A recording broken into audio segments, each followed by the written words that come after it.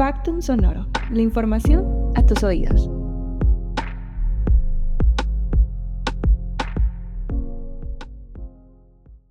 Hoy traemos una edición especial de Sobre la Mesa, el podcast desde la redacción de Factum. Soy Jessica Ábalos, la jefa de redacción, y me acompaña César Castro Fagoaga, mi jefe, el director de la revista. Bienvenido, César. ¿Cómo estás? Hola, Jessica, ¿cómo estás? Tiempazos. Es que no invitas. Deberíamos hacer esto más a menudo. Mira, habíamos parado sobre la mesa, nos estaban preguntando, pero necesitaba un descanso, así que vamos a tener esta edición especial. Con eso estamos diciendo a la gente que regresa sobre la Regresa el mesa. otro año, regresa recargado, solo que yo estoy pidiendo cambios. Ya le dije a la producción que el café es demasiado suave, que necesitamos estar más despiertos. Excelente. Así que esperen la siguiente temporada. Pero ahora vamos a hablar, César, estamos aquí porque se acabó el año.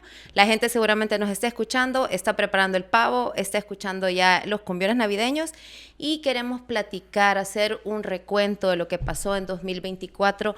Queremos hablar de lo más importante que publicó Factum este año.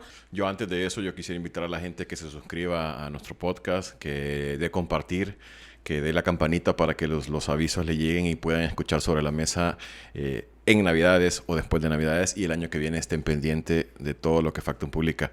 Ya con ese comercial terminado. A ver, lo que pasa que cuando llegamos a este punto es un montón de cosas cuando uno vuelve a ver hacia atrás, y es a veces complicado porque dice, bueno, hemos estado navegando en mares de corrupción, hemos estado navegando en tantas cosas negativas para el país que a uno le cuesta realmente encontrar una. Pero si yo me tuviera que quedar con algo, que si bien es cierto ya era anunciado porque sabíamos que iba a pasar, pero es muy significativo, es la toma de posesión del señor Bukele. Porque iniciamos una nueva era que no tuvo que haber ocurrido nunca. Yo creo que lo que pasó en junio de este año va a ser significativo para los próximos años. Eso de alguna manera nos va a marcar como país las consecuencias de la irresponsabilidad de un hombre y de su grupo familiar, en este caso, que es lo que gobierna El Salvador. Creo que van a marcar de una forma significativa el futuro de El Salvador y de sus habitantes. Entonces, para mí, aun cuando era esperado, aun cuando sabíamos que ocurría porque había ganado una elección, sí lo veo como algo significativo. O sea, que comencemos un nuevo gobierno ilegal, inconstitucional, de alguien que se tuvo que haber ido el 1 de junio a su casa, como dijo que lo iba a hacer en algún momento, marca el devenir histórico para lo siguiente. Si vemos hacia atrás, y yo creo que esto es bien importante, en 90 años antes de esto no habíamos tenido algo así. Los políticos que han manejado El Salvador y que lo han manejado como que si fuera su finca, como que lo han manejado a su antojo, habíamos tenido un montón de políticos que habían de alguna manera intentado beneficiarse a como era el lugar del poder. Pero algo así nos tenemos que remontar hasta Hernández Martínez para verlo. Y eso hay que reconocerlo. El gobierno del señor Hernández Martínez marcó de una manera la psique de los salvadoreños. Meter esta cuestión de violencia y represión de una manera salvaje fue su distintivo. Y yo creo que es una reflexión que nos debe hacer cuáles son las consecuencias de que alguien se quiera quedar a como dé lugar en el poder. Y eso lo tenemos que pensar a partir de este año. 2024 por eso es significativo, y por eso para mí es lo más relevante, que haya alguien, un necio, que se quiera quedar, y se quedó pues en el poder a como dé lugar.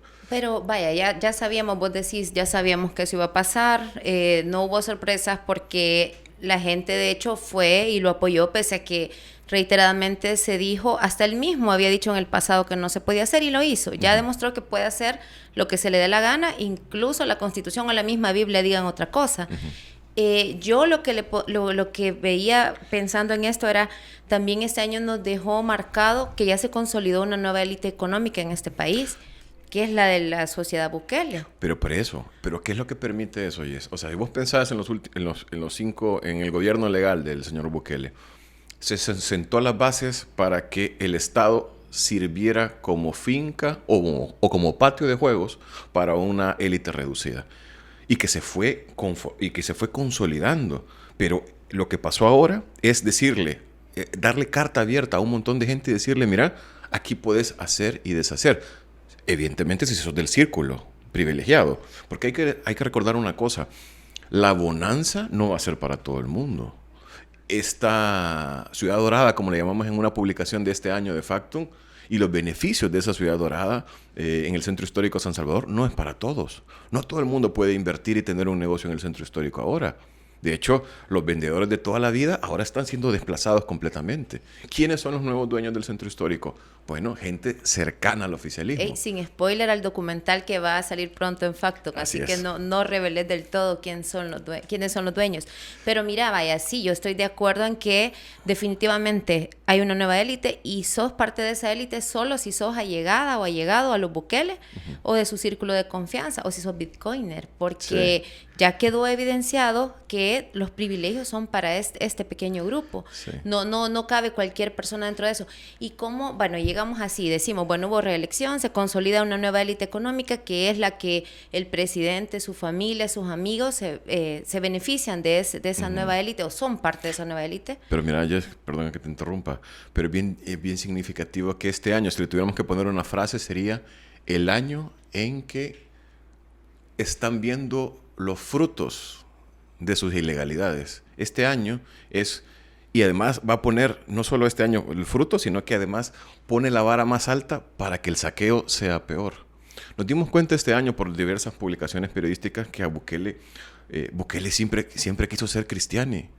Imagínate, o sea, es un presidente que vomitó tanto odio contra los supuestos mismos de siempre, pero realmente lo que quería era convertirse en uno de ellos. No, pero terminó siendo mejor, César, hay que decirlo. Yo creo que los ha superado. Ah, no, claro. Porque ha quedado súper bien, lo ha hecho, ha tenido bonanza económica, se convirtió en terrateniente, dijo que esto no iba a ser finca de nadie y no es finca de cualquiera, es su finca. Sí. Entonces yo creo que los ha superado, aprendió bien de los maestros que tanto criticó. ¿Y qué crees que sea? ¿Simplemente es oportunismo o había un resentimiento? Hace poco me le preguntaron en una entrevista eso y realmente yo dije que era ese resentimiento, pero no sé qué pensás vos. No, te llevaría a que leas aquel reportaje que escribió alguien sobre las familias y toda la división que había entre las élites económicas y cómo su familia en algún momento llegó a sentirse excluida y llegó a generarse un tipo de resentimiento, pero no puedo citar a esa persona porque si no, ya no vas a querer seguir. Sí, aquí solo aceptamos periodistas. Pero lo que te quería decir es que, bueno, al final queda consolidado esto, que se convirtió, ya no son las 10 familias, pasamos de las 10 familias del estudio de la UCA a una familia, porque queda claro que los tentáculos están en el café, en el centro, es decir, a dónde no están invirtiendo. Y yo creo que es una buena mezcla de las habilidades que reúnen la psicología y la publicidad en esa familia. Creo que logran hacer un buen... Pero fíjate que no solo es esa familia, es decir, esa familia evidentemente está recogiendo esos frutos, está beneficiándose, y digamos que ese es su necesidad de conservar el poder era para poder favorecerse del poder, ¿verdad? Como decíamos recientemente en un editorial de Factum a propósito del Día contra la Corrupción.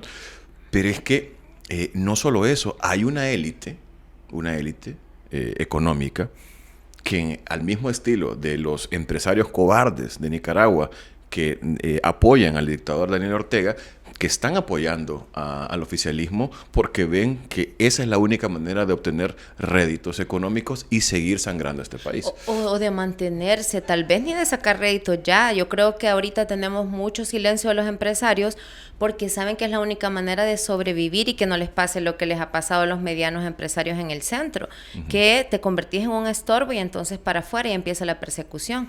Entonces sí hay complicidad, pero yo creo que de supervivencia. Sí, claro, de lucrarse. En algunos casos. No esté diciendo que no quieren sangrar al país. En algunos casos. Pero sí creo que hay otros casos en los que lo están haciendo por cobardía para que subsistencia. Pero fíjate que ahí has metido un tema bien importante que tiene que ver con otra de las características que se ha puesto de manifiesto o así ha quedado muy sobre la mesa este año, el miedo.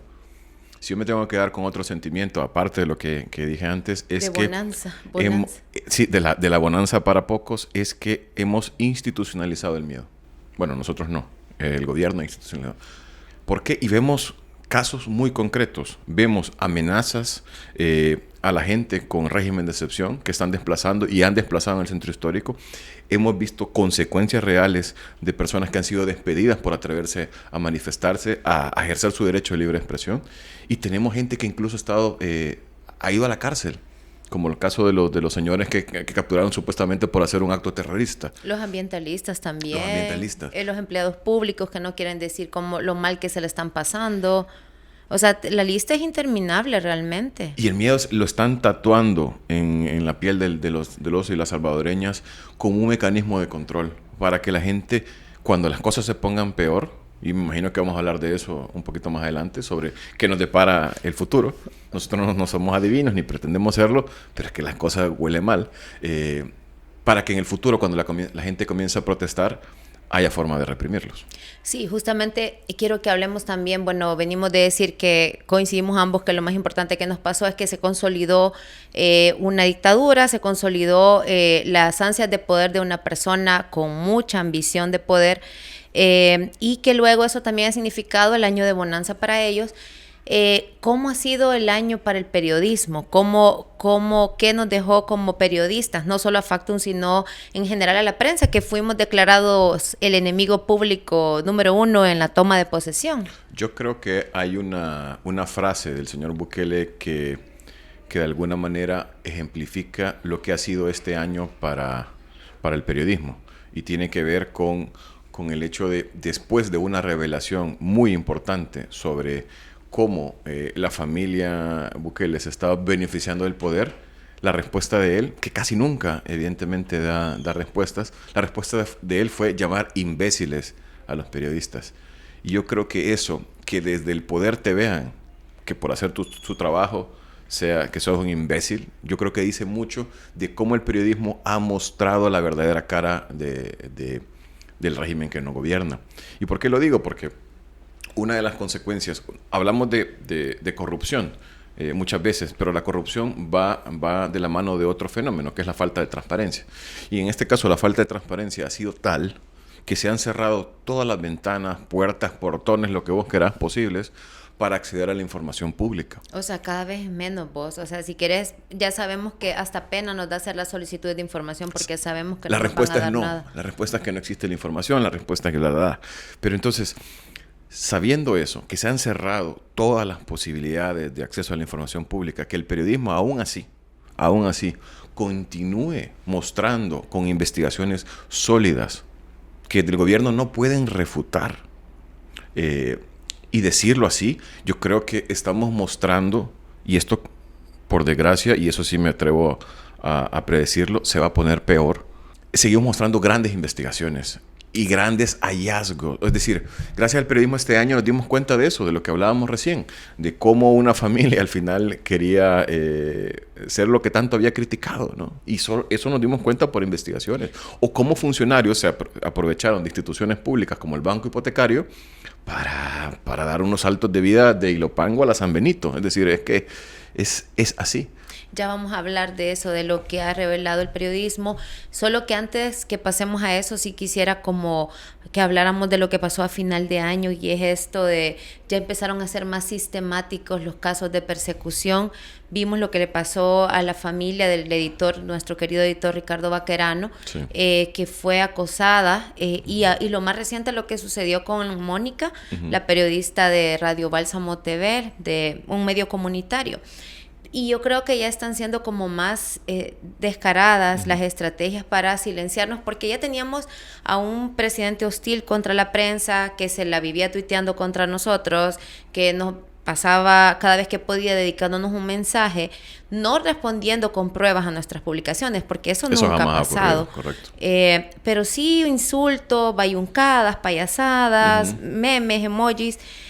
Pero esta vez ya estamos viendo que están ocupando al aparato de justicia, bueno, al Ministerio Público, a la Fiscalía y a la Policía, para empezar a amedrentar periodistas, porque yo no creo que sea casualidad lo que pasó a final de año, que casi que al mes vinieron a ocurrir las dos cosas, y lo que me hace pensar de que sí, ya hay como una estrategia por amedrentar, es que el mismo día que ocurrió lo que pasó con ella, ocurre también lo que pasó con este activista, ¿verdad? Con el diseñador, que también le pasó exactamente lo mismo, que le incautan dispositivos. Y otra cosa que pasó en la misma semana, que la APE denunció que la Fiscalía estaba intentando obligar a un periodista a revelar sus fuentes, cuando sabemos que eso está prohibidísimo por ley. Sí. O sea, ninguna de las dos cosas tuvieron que haber pasado, ni que le allanaran y le quitaran el equipo a la periodista, porque la Constitución te protege para que no pase eso, ni tampoco te pueden obligar porque el mismo Código Penal nos blinda para que nosotros no revelemos quienes nos dan información.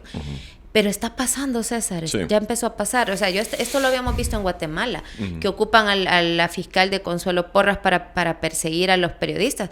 Aquí creo que había sido una cosa más discursiva y ahora ya está pasando al plano de judicial, llamémosle. Sí, y nos debería preocupar, tampoco sorprender.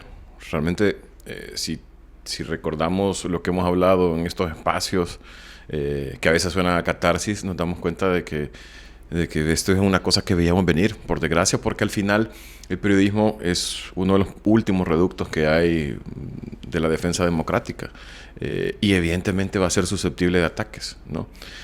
Pero también hay que tener en cuenta otra cosa, y con esto, antes de decirlo, es bien importante mandar un abrazo y solidarizarnos con Mónica Rodríguez por lo que le ocurrió. Estamos con ella, yo hablé con ella cuando pasó esto y le dije que estábamos con cualquier cosa a la orden. Entendamos que las leyes ya no sirven para nada, porque eso ha hecho este gobierno, desaparecer el control entre poderes del Estado, tener una Corte Suprema débil, llena de cobardes que solo agachan la cabeza ante el poder ejecutivo. Si entendemos eso, es importante también que entendamos que la defensa tiene que ser colectiva. Nosotros como gremio no podemos mirar para otro lado cuando comienzan a pasar estas cosas. Y es importante denunciarlas y además es importante poner el pecho, porque entendamos que si esto le puede pasar a ella como con nuestra colega, nos puede pasar también a nosotros. Así que eso por un lado. Pero por otro lado, me gustaría, y es una cosa que yo soy muy crítico con esto, me gustaría saber qué está pensando la comunidad internacional. Esa comunidad internacional, la Unión Europea o Estados Unidos o los gobiernos, otros gobiernos que celebraron la reelección inconstitucional y ahora ven cómo se sigue atacando a la prensa. Están tranquilos en sus casas, como siempre, sabiéndose que se van a ir a sus países donde si esto pasara fuera un escándalo. O que digan algo que corten esa hipocresía, porque molesta un montón. Tenemos que ser conscientes de que la situación, en tanto la economía siga mal, va a ir para peor. Mira, esto que ha pasado, o sea, yo siempre me gusta insistir en eso, porque no es que le pasa a los o las periodistas, es que a cualquiera le pueden llegar a su casa, quitarle el teléfono, quitarle la computadora sin darle ninguna explicación, sí, y no va a pasar absolutamente nada, porque ya no tenemos ninguna protección, no los periodistas, la ciudadanía. Sí. O sea, eso es lo que entregamos, esa libertad, esos derechos los entregamos con el régimen, y digo los entregamos no es porque yo esté aplaudiendo que se haya prorrogado tantas veces el régimen de excepción, sino que la población, al darle esa alta aprobación, al aplaudir eso, también está aplaudiendo estas prácticas arbitrarias abusivas. O sea, aquí a nadie, que no le extraña a nadie que el día de mañana lleguen a su casa, le quiten el teléfono sin darle ninguna explicación, porque ese es el grifo que han abierto, que hemos abierto. Sí, la cuestión es que el silencio es cómplice en este caso, y el punto es que la gente, y lo hemos dicho varias veces, se va a dar cuenta de la peor manera, cuando se estrellen contra los dientes en la pared y se den cuenta y les toque a ellos. A veces nosotros tratamos de tocar la empatía, pero es que la empatía se murió hace años, ¿verdad? Entonces, es una desgracia, pero es así. Es decir, el régimen de excepción es, y esto no me va a cansar a decirlo, lo voy a decir a la cámara, es un mecanismo de control. Subráyenlo. Vaya, mira, hemos venido hablando de sí, ¿verdad? De qué ha hecho el periodismo, cómo le ha ido el periodismo, pero ahora quiero que hablemos de factum, de cómo nos fue a nosotros como revista, sí, a nosotras, porque somos más. Sí, sí. Cómo nos fue este año, y quiero que empecemos por algo bien sencillo, que escojas cuáles fueron tus 3 publicaciones favoritas de la revista este año y que le contés a nuestra audiencia por qué. Ok. Para empezar, quiero decir que no nos hemos puesto de acuerdo, por si acaso Por si hay coincidimos. copia. Me estaba pidiendo copia antes de empezar, debo decirlo. A ver, yo creo que este año fue un año muy productivo, un año del que nos podemos sentir orgullosas, como vos decís, de lo que hemos publicado. Y sin lugar a dudas, hay un tema que movió el panorama, creo que del país, una publicación de Factum que tuvo realmente un impacto muy alto, que realmente se discutió, se vio mucho, se discutió sobre eso, porque era un tema que interesaba bastante, y era lo que pasó con Alejandro Mason, el asesor de seguridad del presidente Bukele. Factum publicó el 17 de agosto de este año un documental sobre parte de lo que ocurrió con Alejandro Mason, sobre las negligencias de su caso, sobre cómo el régimen trató a alguien que era supuestamente su amigo, era alguien allegado, sobre todas las brutalidades que sufrió, y además sobre las investigaciones y denuncias que hizo Alejandro Mason de corrupción en el gobierno de Bukele, que fueron desestimadas y que fueron previas a su detención irregular. Hay que decir que el documental muestra imágenes inéditas de cuando fue detenido, y eso generó una discusión ciudadana muy interesante. Uno de los comentarios que más se repetía era ese, es decir, así tratan a sus amigos, ¿cómo van a tratar a sus enemigos? Y ese es un buen punto. Yo creo que en la simpleza, no debemos dejar de lado la simpleza, y la aparente simpleza de este pensamiento esconde una gran sabiduría. Y es eso, no hay amigos para este gobierno. Hay un esquema utilitario. ¿Quién le sirve para un determinado fin? Y pueden ser diversos, pero nadie es realmente allegado. Y eso hay que tenerlo muy, muy claro.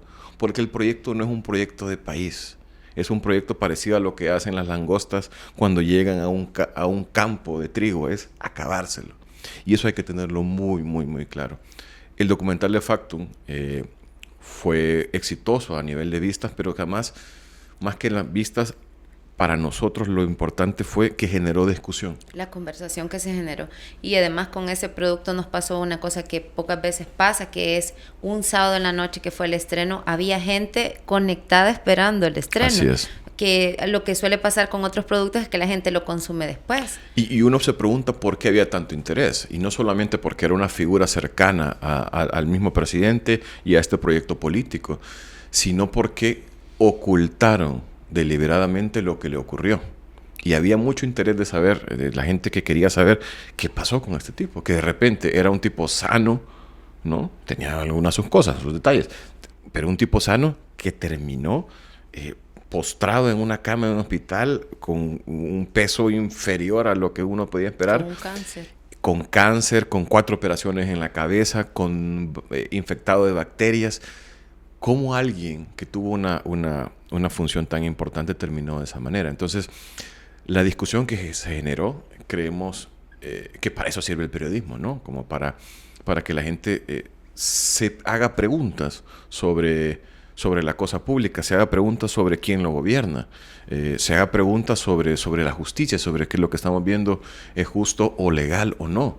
Entonces yo creo que ese documental, que además marca una manera intencionada que tiene Factum de seguir dando sus contenidos, que en este caso es con mucha fuerza audiovisual, fue sin duda, a mi modo de ver, lo más importante que publicamos este año y probablemente en los últimos 5 años. Yo también lo puse en primer lugar, y le añadiría esto que vos decís, una cosa que siempre me repito cada vez que nos toca escoger a qué le damos prioridad, porque no nos da el tiempo, no nos dan los recursos como para cubrirlo todo, y es que nosotros estamos para regresar al lugar cuando ya pasó, cuando ocurrió el hecho, y para profundizar y dar esa profundidad, y creo que con este producto lo logramos. Nosotros no contamos falleció Alejandro Mason como hubiese contado, sí, claro.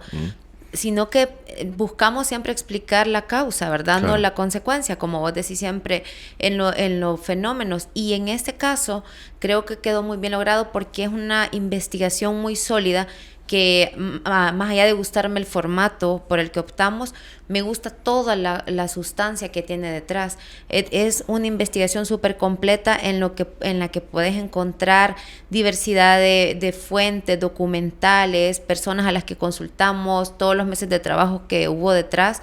Entonces creo que cumple con el objetivo, cumple con la esencia de esta revista, ¿no? Sí. Que es explicar los fenómenos más allá de contar solo lo que pasó, y además porque era un caso súper relevante. Claro, y eso la gente no tiene por qué saberlo, pero nosotros sí podemos decirlo, que para que un trabajo así pueda salir a la luz implicó que todo el equipo, y estoy hablando de toda la redacción de Factum, se involucrara. Entonces este es un trabajo colectivo de Factum.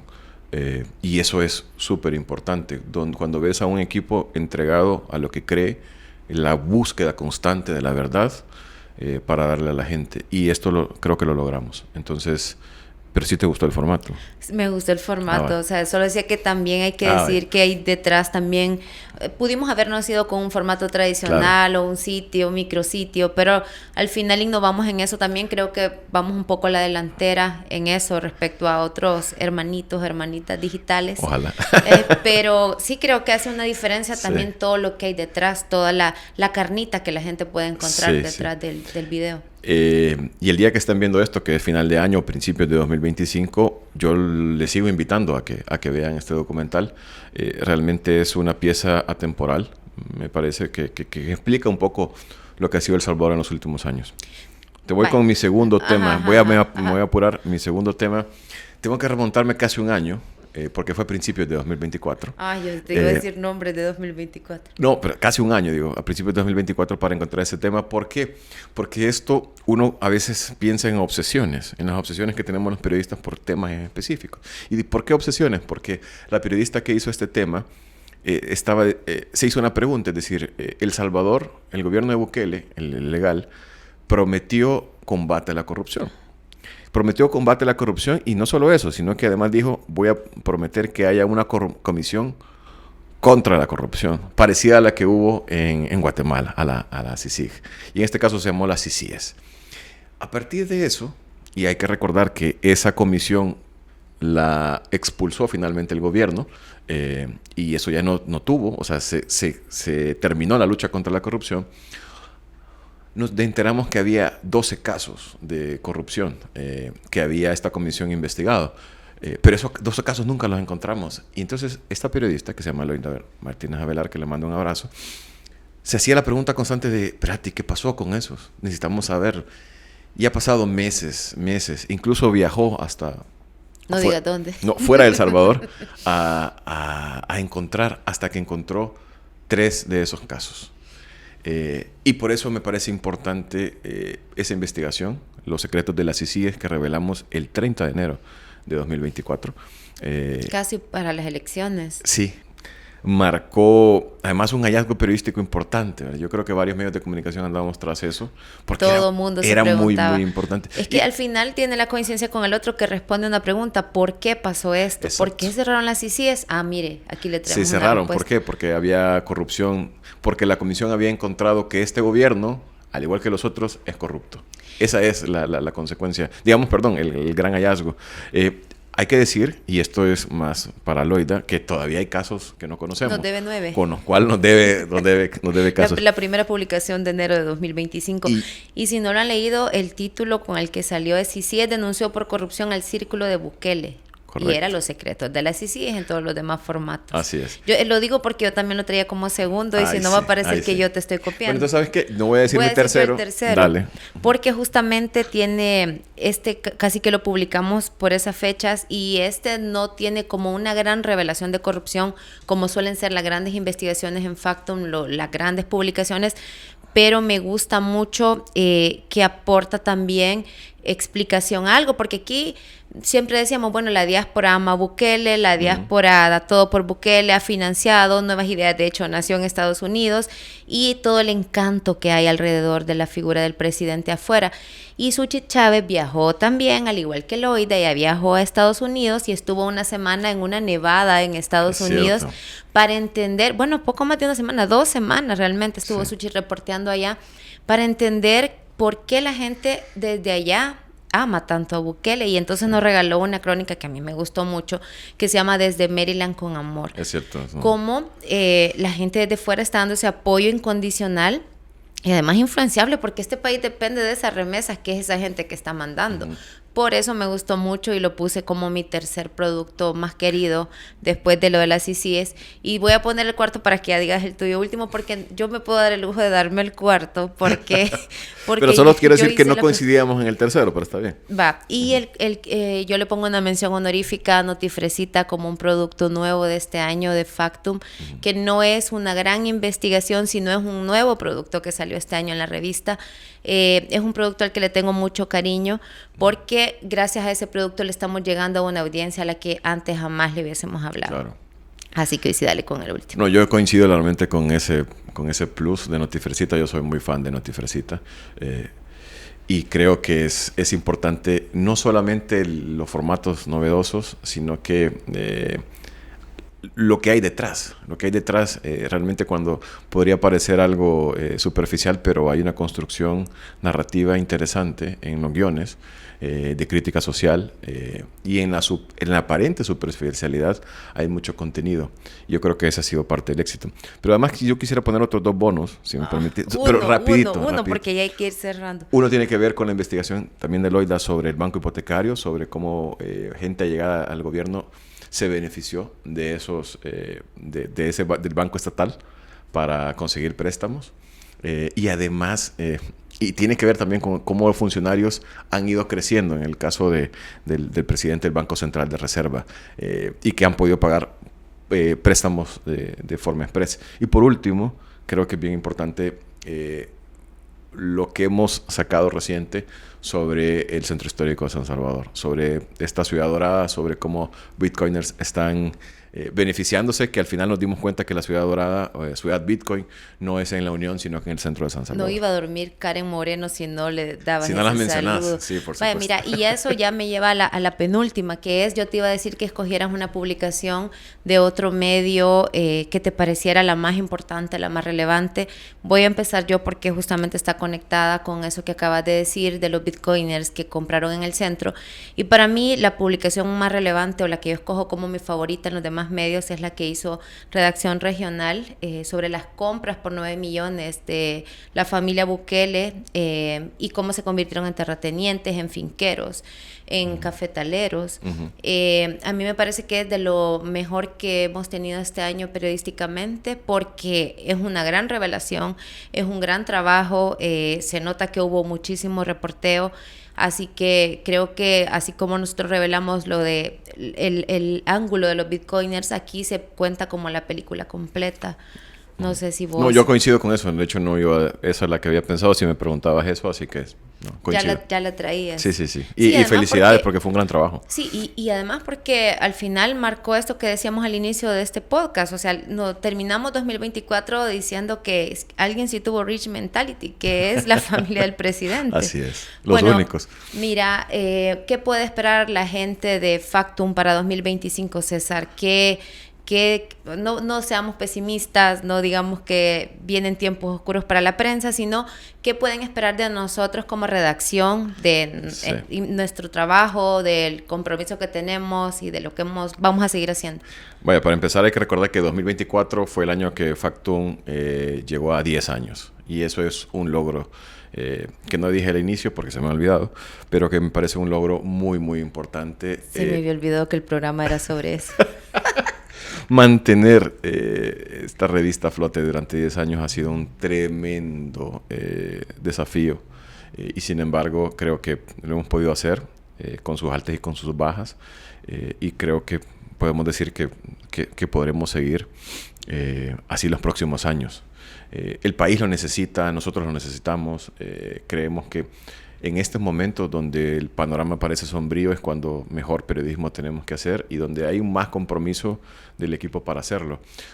2025 podemos esperar un refresh de la imagen de Factum. Solo eso puedo decir. Estamos en una campaña. La campaña de los 10 años no ha terminado. Se va a extender un par de meses. Queremos celebrar un año. Queremos tener fiesta todos los meses.